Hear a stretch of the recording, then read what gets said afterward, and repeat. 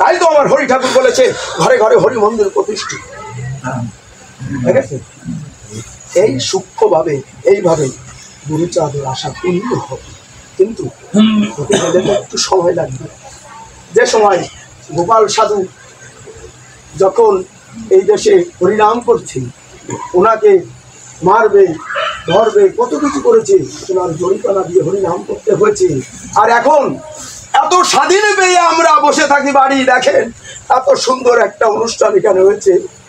যদি এরকম মানুষ থাকতো, আমার মনে হয় শ্রী হরি ঠাকুর তার সকল ভক্ত নিয়ে এখানে থাকতো, এখান থেকে।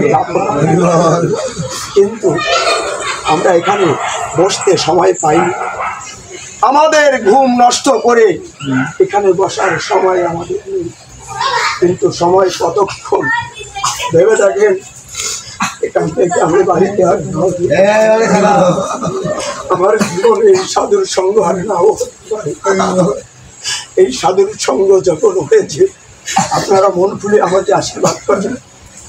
আমার এই জীবনটা, এই দেহটা যতদিন এই জীবন আছে ততদিন যেন এই সাধুর সঙ্গে আমি করতে পারি।